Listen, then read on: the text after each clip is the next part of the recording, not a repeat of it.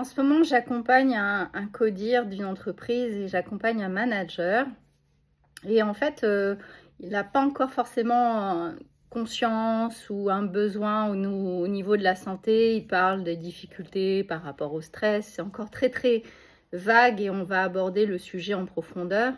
Mais un problème dont il souffre clairement, c'est un problème de concentration et d'attention, c'est-à-dire la capacité du cerveau à rester sur un sujet, sur une tâche. Alors c'est vrai qu'en ce moment avec le digital, et je suis désolée d'y contribuer, et je me suis questionnée à savoir si j'allais moi aussi contribuer au digital, mais je préfère effectivement partager quand même. Notre cerveau a de moins en moins de facilité à se concentrer sur quelque chose. Très rapidement, il est absorbé par des notifications, par du bruit, par un appel, par un mail, etc. Et avant, on arrivait à se concentrer longtemps.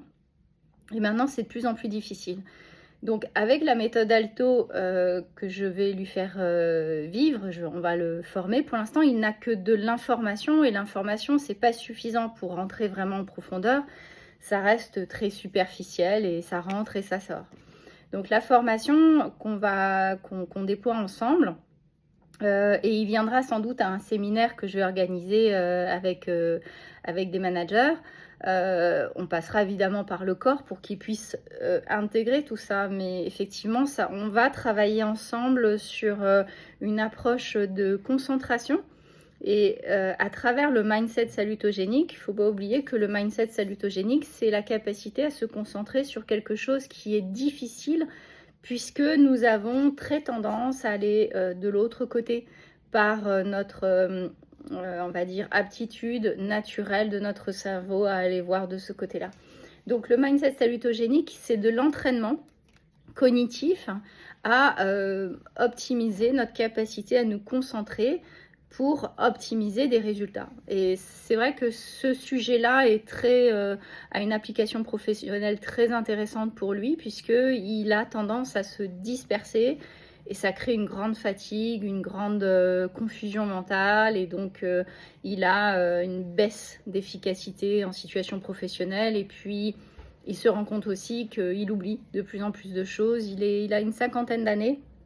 Et par rapport au processus du vieillissement, c'est vrai que cette capacité à se concentrer, ça nous permet de rentrer dans un état de flow qui normalement apaise les cellules, les organes. Donc ça, j'en parlerai dans les retraites. Donc capacité à se concentrer, c'est vraiment une qualité professionnelle, situationnelle, qui est vraiment, qui devient très rare, très recherchée en situation de travail, mais dans tous les domaines.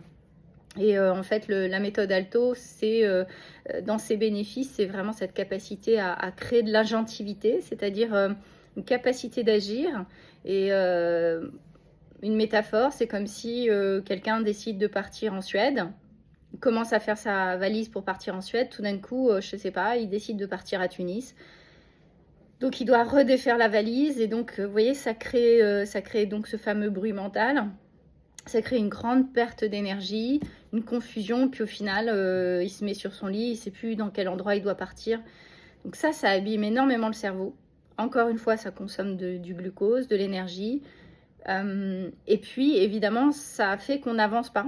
Et comme on n'avance pas et que l'entropie, elle, avance, progresse, je vous l'ai déjà expliqué, mais en fait, la personne, elle se sent dans un état de procrastination, l'impression de ne pas pouvoir agir, et il faut beaucoup d'efforts pour revenir à ce niveau attentionnel.